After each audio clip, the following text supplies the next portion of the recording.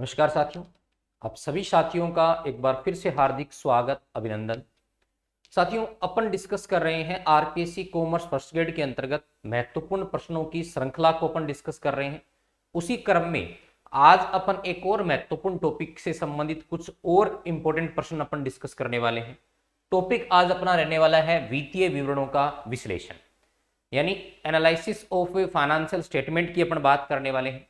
वित्तीय विवरणों के विश्लेषण का अगर मैं सिंपल अर्थ आपको बताऊं तो वित्तीय विवरणों के विश्लेषण का सीधा सा तात्पर्य ये होता है कि जो वित्तीय विवरण तैयार किए जाते हैं उन्हें किस परिप्रेक्ष्य में तैयार किया गया था, उसी संदर्भ में उसको समझना, यानी सरल भाषा में उसे इस रूप में प्रकट करना कि जो लोग उसमें अपना हित रखते हैं, जिन लोगों को उससे संबंधित कोई ना कोई इंटरेस्ट है, कोई ना कोई उनका संदर्भ है, उन लोगों तक उनकी आवश्यक सूचना है वो सही मायने में क्या हो सके, उन तक पहुंच सके। उसी को अपन क्या बोलते हैं, वित्तीय विवरणों के विश्लेषण के नाम से जानते हैं। उसी प्रोसीजर को अपन क्या बोलते हैं साथियों, वित्तीय विवरणों का क्या कहते हैं, विश्लेषण की संज्ञा देते हैं। तो देखिएगा, पहला प्रश्न आप सभी साथियों को स्क्रीन पर नजर आ रहा होगा। प्रश्न हमें क्या दे रखा है। फर्स्ट अगर मैं क्वेश्चन की बात करूं तो वित्तीय विवरणों के विश्लेषण का तात्पर्य वित्तीय आंकड़ों से है सरलीकरण से, उनका वर्गीकरण से, सरलीकरण, उनका वर्गीकरण, निर्वचन, निर्वचन का मतलब होता है जिन व्यक्तियों को इसकी आवश्यकता है उन व्यक्तियों तक इसको पहुंचाने से। ऑप्शन डी है उपयुक्त सभी। तो वित्तीय विवरणों के विश्लेषण में ये सारे के सारे काम शामिल होते हैं। ऑप्शन डी इस प्रश्न का सही उत्तर हो जाएगा। मैंने आपको बताया कि उन लोगों तक जो लोग कंपनी के वित्तीय विवरणों में हित रखते हैं, चाहे वो बाह्य पक्षकार हो या आंतरिक पक्षकार हो। बाह्य पक्षकारों में अपन लेनदारों को शामिल करते हैं, देनदारों को शामिल करते हैं, ऐसे व्यक्तियों को शामिल करते हैं जो कहीं ना कहीं इससे संबंधित हैं, सरकार हो गई या बैंक हो गई। आंतरिक में अपन बोल सकते हैं अंशधारी हो गई या कंपनी के श्रमिक हो गई। ये वो सभी व्यक्ति हैं जिनका संदर्भ कहीं ना कहीं कंपनी के वित्तीय विवरणों के साथ है। तो इसका उत्तर ऑप्शन नंबर डी सही हो जाएगा।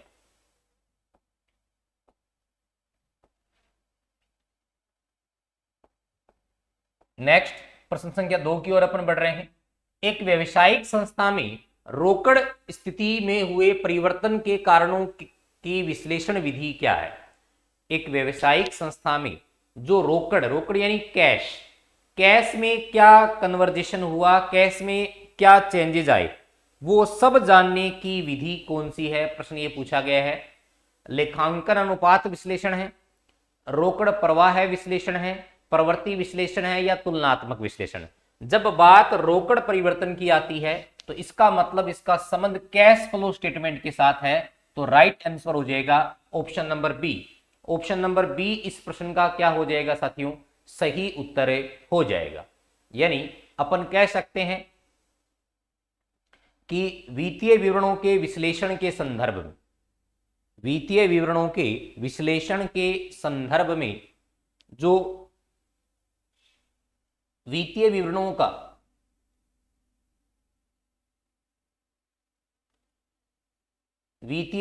का जो विश्लेषण करते हैं उस संदर्भ में जो रोकड़ प्रवाह है विश्लेषण है वो ही एक मुख्य विधि कहलाएगी।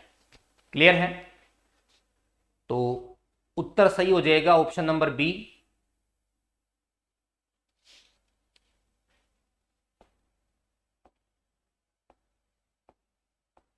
नेक्स्ट,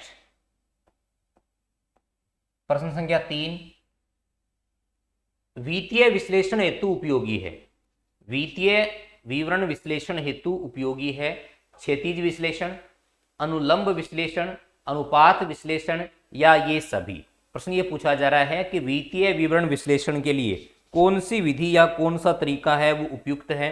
प्रश्न अपन से ये पूछा गया है। तो वित्तीय विवरण विश्लेषण के लिए सभी के सभी विश्लेषण उपयोगी हैं, चाहे वो क्षैतिज हो, चाहे वो अनुलंब यानी लंबवत हो या अनुपात हो। ऑप्शन डी इस प्रश्न का राइट आंसर हो जाए।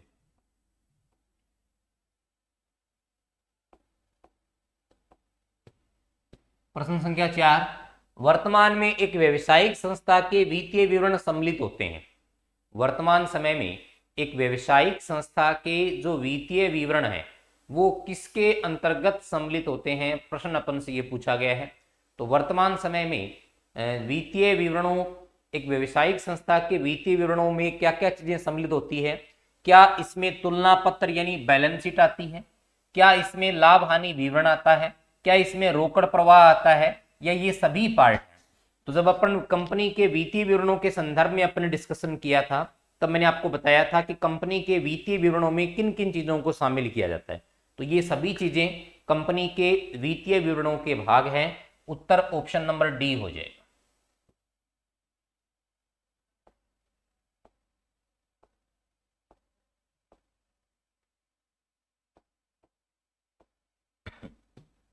प्रश्न संख्या 5, वित्तीय विवरणों का विश्लेषण उपयोगी है।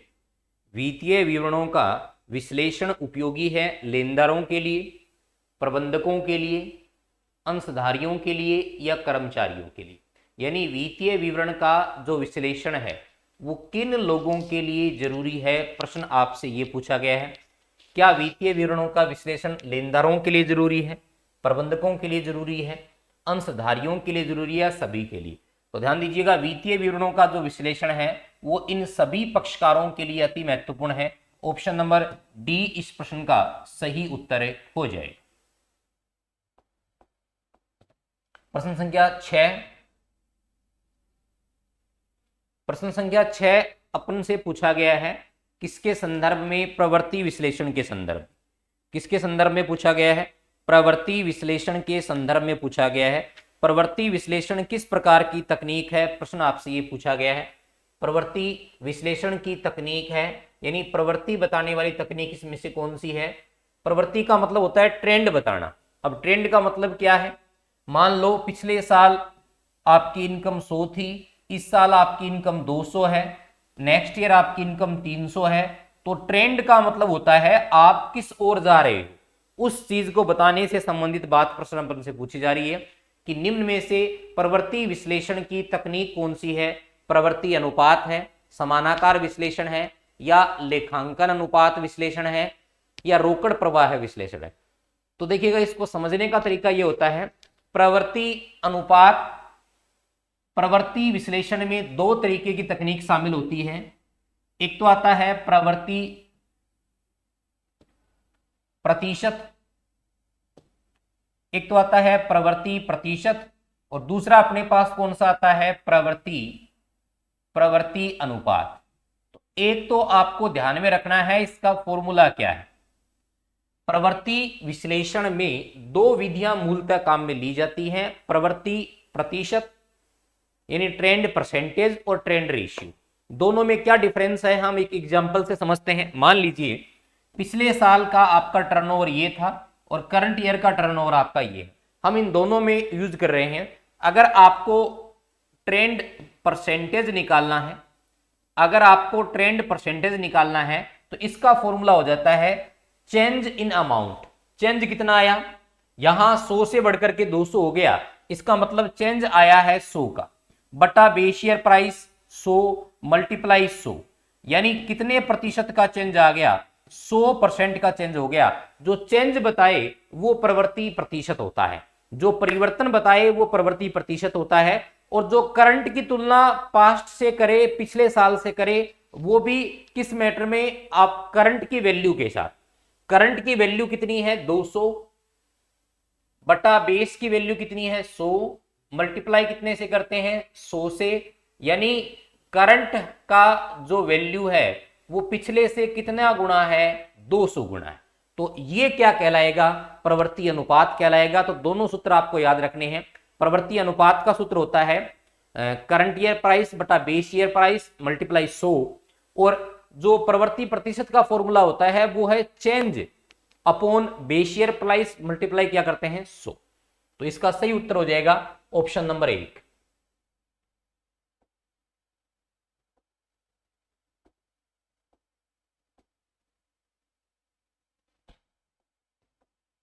प्रश्न संख्या 7 की अपन बात करते हैं। समानाकार चिट्ठे के प्रारूप में संबंधित योग को 100% के रूप में परिवर्तित किया जाता है। संपत्ति पक्ष के योग को, पूंजी व दायित्व पक्ष के योग को, उपरोक्त दोनों को या उपरोक्त में से कोई नहीं। तो इस बात को हमें समझना होगा कि जब समानाकार चिट्ठे का प्रारूप बनाया जाता है, जब कॉमन साइज बैलेंस शीट बनाई जाती है, तो कॉमन साइज बैलेंस शीट में पूंजी व दायित्व पक्ष दोनों के योग को, पूंजी व समता पक्ष दोनों के ही योग को आप कितना कितना परसेंट मानते हो? 100%। तो ऑप्शन नंबर सी इस प्रश्न का सही उत्तर हो जाए। ऑप्शन सी इस प्रश्न का क्या हो जाएगा? राइट आंसर हो जाएगा।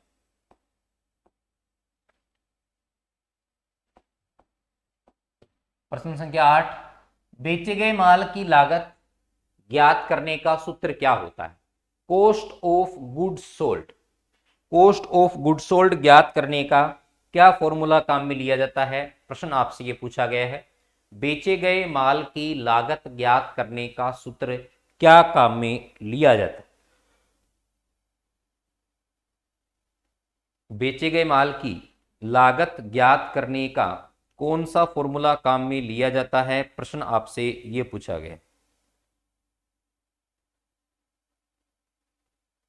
तो उत्तर बताइएगा। बेचे गए माल की लागत ज्ञात करने का कौन सा सूत्र काम में लिया जाता है? फॉर्मूले आपके सामने हैं। पहला सूत्र आपको नजर आ रहा होगा, पहला फॉर्मूला कि प्रारंभिक opening stock plus net purchase minus direct expenses.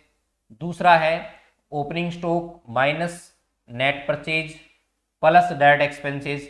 तीसरा है opening stock minus net purchase minus direct expenses. और चौथा है उपरोक्त में से कोई नहीं। तो साथियों, अगर हम बात करें इसको ज्ञात करने का, तो इसका फॉर्मूला होता है opening stock plus net purchase plus direct expenses और माइनस में करता हूं क्लोजिंग स्टॉक।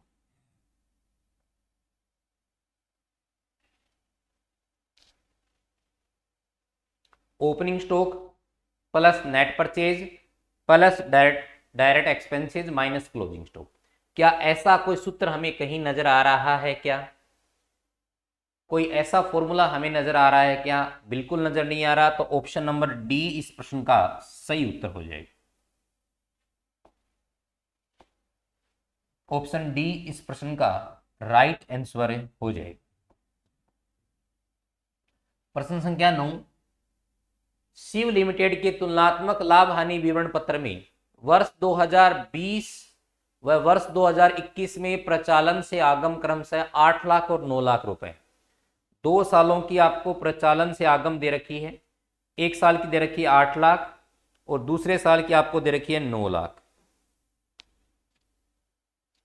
8 लाख और कितनी दे रखी है? 9 लाख रुपए की दे रखी है। प्रचालन से आगम में अनुपातिक परिवर्तन प्रतिशत ज्ञात करना है आपको। प्रचालन से आगम में अनुपातिक परिवर्तन प्रतिशत ज्ञात करना है।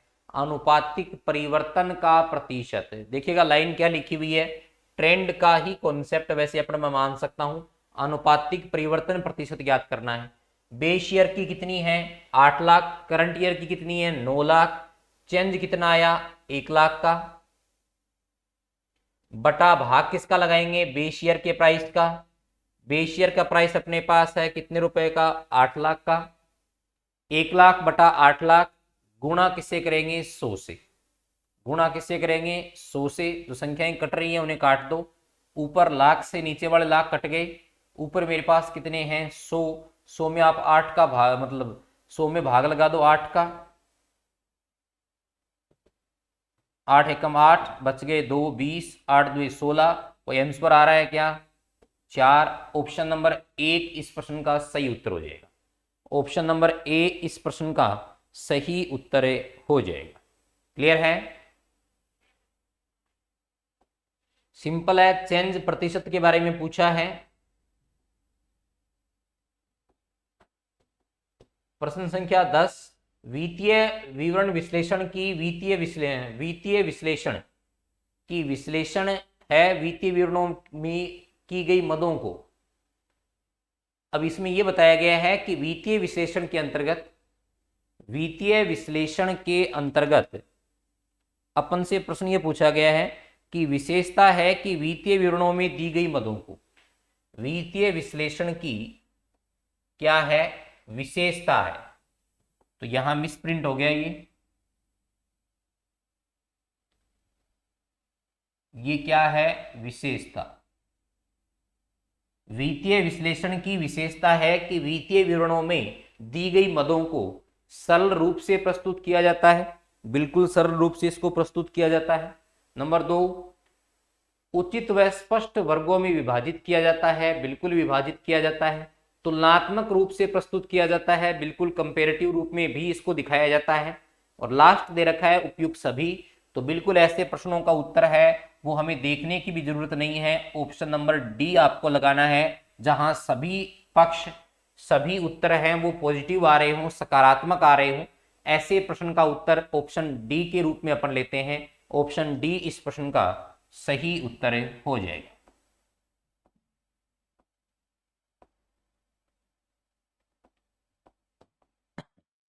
प्रश्न संख्या 11, किस विश्लेषण को गतिशील माना जाता है?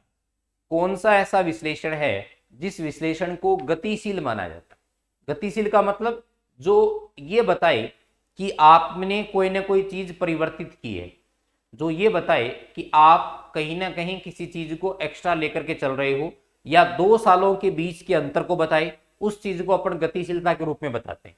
तो देखिएगा, क्षैतिज विश्लेषण होता है, क्षैतिज जो विश्लेषण होता है उसमें निश्चित तौर पर 2 सालों की ही तुलना की जाती है। मान लीजिए 2021-22 और इससे जस्ट पिछला साल 2020-21, इन दोनों को कंपेरेटिव रूप में ये बड़ा कॉन्सेप्ट दिखाता है। इसे क्षैतिज विश्लेषण बोलते हैं, जो यूं चलता है, यानी मैं इसको बोल सकता हूं बाएं से दाईं ओर चलता है, जबकि शीर्ष विश्लेषण है वो लंबवत चलता है। और शीर्ष विश्लेषण में मदें हैं वो एक वित्तीय विवरण की आपस में एक ही वर्ष की तुलना होती है। तो ये कंपैरिजन नहीं दिखा सकता। हाँ, ये कंपैरिजन दिखा सकता है 2 संस्थाओं के बीच, लेकिन ये गतिशीलता को नहीं दिखा सकता। एक संस्था ने कितना चेंज किया, कितना परिवर्तन किया, उस चीज को ये शो नहीं कर सकता। इसलिए इस चीज को हम गतिशील नहीं मान सकते। तुलनात्मक में कहीं ना कहीं इस चीज को मैं शामिल कर सकता हूं, क्योंकि ये संस्थाओं की तुलना करेगा, ध्यान रखिएगा। तो इसका सही उत्तर हो जाएगा वो ऑप्शन नंबर 1 हो जाएगा। शीर्ष होगा नहीं, आंतरिक होगा नहीं, बाह्य होगा नहीं, क्योंकि बाह्य विश्लेषण वो होते हैं जो बाह्य पक्षकार करते हैं, इसका डायरेक्ट इसके साथ कोई लिंक नहीं होता। आंतरिक वो होते हैं जो संस्था के संचालक मंडल द्वारा, प्रबंधकों द्वारा विश्लेषण किया जाता है, वो आंतरिक विश्लेषण है। और तीसरा बच गया शीर्ष, इसकी मैंने बात कर ली, वो एक ही संस्था के या तो विभिन्न मदों के बीच में हो सकता है, या इसमें 2 संस्थाओं की एक ही वित्तीय वर्ष के लिए तुलना हो सकती है, लेकिन कभी भी ये गतिशीलता को नहीं बताएगा। ये ऐसा नहीं बता सकता कि एक संस्था ने इस वर्ष के मुकाबले में अगले वर्ष में क्या चेंजेस किए। इसलिए ध्यान रखने वाली बात है, जो क्षैतिज विश्लेषण है उसी को अपन गतिशील विश्लेषण के नाम से जान सकते हैं।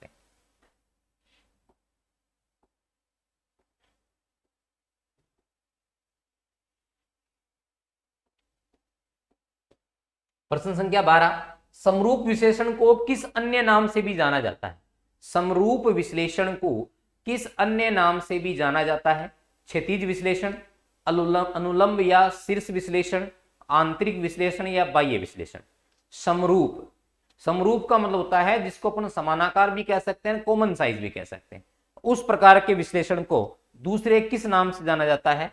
तो जो कॉमन साइज बैलेंस शीट या कॉमन साइज जो स्टेटमेंट होते हैं वो अनुलंब या शीर्ष विश्लेषण, या इसको मैं बोल सकता हूं लंबवत विश्लेषण, लंबवत विश्लेषण के नाम से इसको जाना जाता है। स्थैतिक विश्लेषण भी इसी को कहते हैं। इतने सारे नाम ये हैं, ये किसके हैं? लंबवत विश्लेषण के हैं, अनुलंब विश्लेषण के हैं, या शीर्ष विश्लेषण के भी मैं इसको बोल सकता हूं। तो सही उत्तर कौन सा हो जाएगा साथियों? सही उत्तर अपना हो जाता है ऑप्शन नंबर बी, इस प्रश्न का सही उत्तर हो जाता है।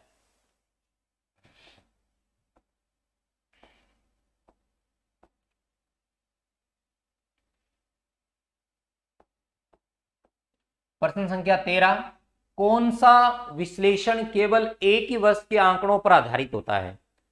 सिर्फ 1 साल के ही डिजिट जिसमें शामिल किए जाते हैं वो कौन सा विश्लेषण कहलाता है? प्रश्न आपसे ये पूछा गया है। रोकड़ प्रवाह है विश्लेषण, कैश फ्लो स्टेटमेंट है वो, लाभांश विश्लेषण, शीर्ष विश्लेषण, क्षितिज विश्लेषण। तो जब 1 साल के ही डाटा की अपन बात करते हैं तो इसके अंतर्गत जो नाम निकल के आता है वो सीधी सी बात है, अभी मैंने बात की थी शीर्ष विश्लेषण की, उसी को 1 साल से संबंधित अपन कह सकते हैं साथियों। इसी का नाम है लंबवत विश्लेषण। लंबवत, इसी को अपन बोलते हैं अनुलंब। तो इस प्रकार का जो विश्लेषण होता है, इस विश्लेषण में सिर्फ एक ही वर्ष के डाटा यूज में लिए जाते हैं, कंपेरेटिव ये चीजें प्रदर्शित नहीं की जाती। तो ऑप्शन नंबर सी इस प्रश्न का सही उत्तर हो जाता है।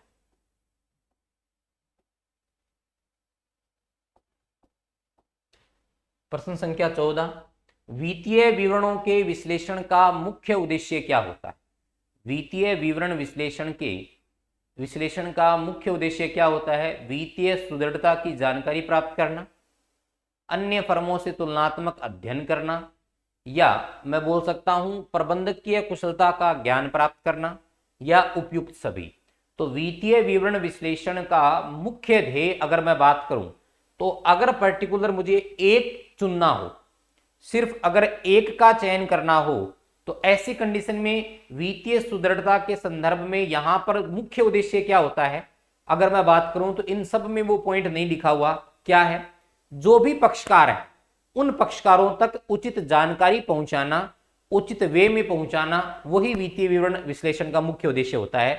लेकिन ये सारे ही अपने आप में बराबर है, तो यहां ऑप्शन जब डी मुझे मिल जाता है, जब विकल्प डी मुझे सभी का मिल जाता है, तो बेस्ट ऑप्शन यही होता है।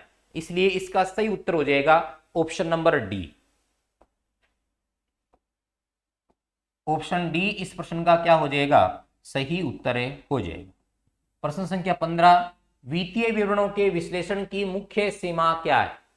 वित्तीय विवरण विश्लेषण की मुख्य सीमा क्या है? झूठे दिखावों से प्रभावित, भावी अनुमानों में कठिनाई, मूल्य स्तर में परिवर्तन प्रकट करना न करना, या उपयुक्त सभी।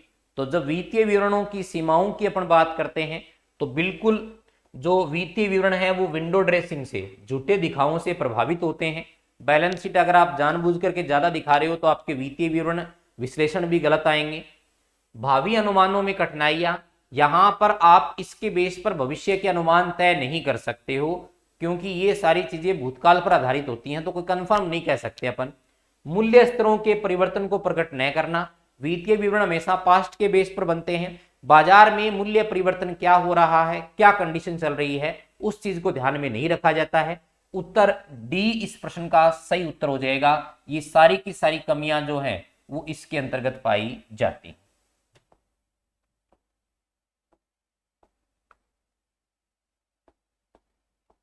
प्रश्न संख्या 16, निम्न में से वित्तीय विवरणों के विश्लेषण की कौन सी सीमा नहीं? सीमा नहीं की बात की गई है, प्रश्न गौर से जरूर पढ़ ले। व्यक्तिगत पक्षपात से प्रभावित, बिल्कुल वित्तीय विवरण व्यक्तिगत पक्षपातों से प्रभावित होते हैं।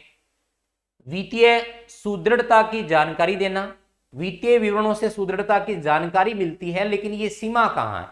तीसरा पॉइंट मैं पढ़ लेता हूं, गुणात्मक विश्लेषण का अभाव, बिल्कुल ये सिर्फ संख्यात्मक मात्रात्मक पक्ष पर ध्यान देता है, गुणात्मक पक्ष पर बिल्कुल नहीं।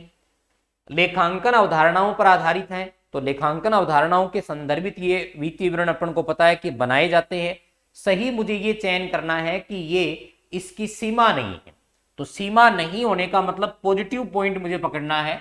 इसके संदर्भ में पॉजिटिव पॉइंट है वित्तीय विवरणों की सुदृढ़ता की जानकारी। बेस्ट ये रहेगा, बेस्ट कौन सा रहेगा? ऑप्शन नंबर बी इस प्रश्न का राइट आंसर हो जाता है।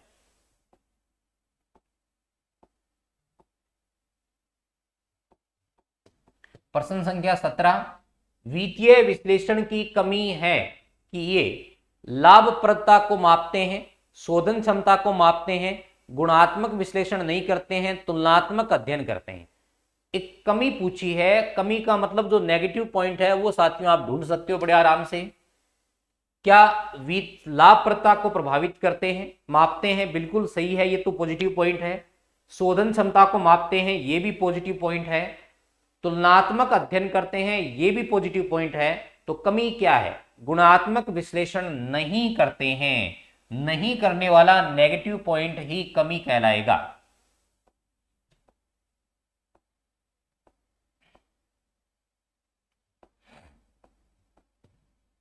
प्रश्न संख्या 18, वित्तीय विश्लेषण में हित रखने वाले पक्षकार हैं।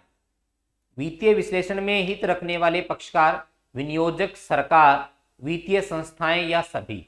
तो वित्तीय विवरणों में हित रखने वाले पक्षकारों की अगर मैं बात करूं तो वो ये सभी के सभी वित्तीय विवरणों में, ये सभी के सभी कहीं ना कहीं वित्तीय विवरणों में अपना क्या रखते हैं? हित रखते हैं।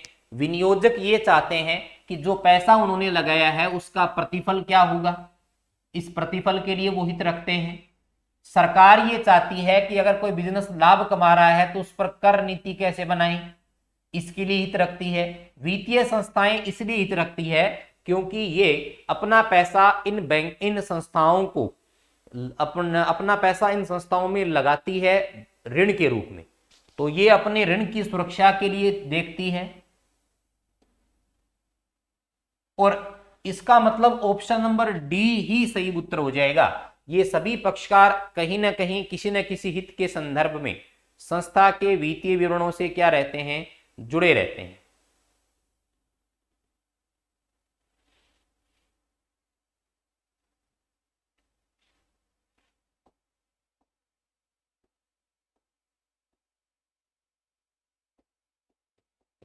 प्रश्न संख्या 19, वित्तीय विश्लेषण के लिए अधिकांश प्रयोग किए जाने वाले उपकरण हैं। वित्तीय विश्लेषण के लिए अधिकांशतः प्रयोग किए जाने वाले उपकरण क्या हैं? तुलनात्मक विवरण पत्र, समानाकार के विवरण, अनुपात विश्लेषण या सभी। अब अधिकांश का कोई सारांश नहीं निकल रहा, ये सभी के सभी वित्तीय विवरण विश्लेषण की विधियां हैं। तो ऑप्शन नंबर डी इस प्रश्न का राइट आंसर हो जाता है। ऑप्शन डी इस प्रश्न का क्या हो जाएगा? राइट आंसर हो जाएगा, क्योंकि इन सब का साथियों अपनी अपना अलग अलग महत्व है। तुलनात्मक वित्तीय विवरण तुलना दिखाता है। समानाकार वित्तीय विवरण एक ही वर्ष के जो वित्तीय विवरणों के योग है उसकी विभिन्न मदों के साथ तुलना दिखाता है। अनुपात विश्लेषण है वो अनुपात के रूप में, गणितीय रूप में दो मदों के संबंध को बताता है। तो सबका अपना अलग अलग महत्व है। तो सारी ही तकनीकें काम में ली जाने वाली हैं, ऐसी कोई तकनीक नहीं है जो काम में नहीं ली जाती है। ऑप्शन डी इस प्रश्न का राइट आंसर हो जाता है।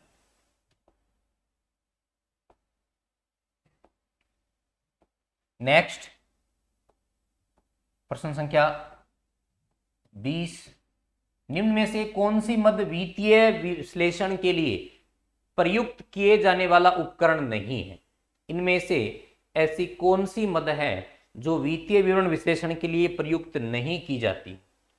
तुलनात्मक विवरण पत्र किया जाता है, अनुपात विश्लेषण किया जाता है, समानाकार विवरण पत्र ये भी किया जाता है, लाभांश विवरण का विवरण पत्र, लाभांश विवरण का जो विवरण पत्र है बताइए इसे अपन कहाँ काम में लेते हैं? उत्तर डी इस प्रश्न का राइट आंसर हो जाता है। ऑप्शन नंबर डी इस प्रश्न का सही उत्तर हो जाएगा। क्लियर है? तो ये आज के 20 प्रश्नों की श्रृंखला थी जिसका संबंध किसके साथ था? वित्तीय विवरणों के विश्लेषण के साथ था। बाकी नेक्स्ट क्लास में अपन मिलते हैं एक नए टॉपिक के साथ। धन्यवाद।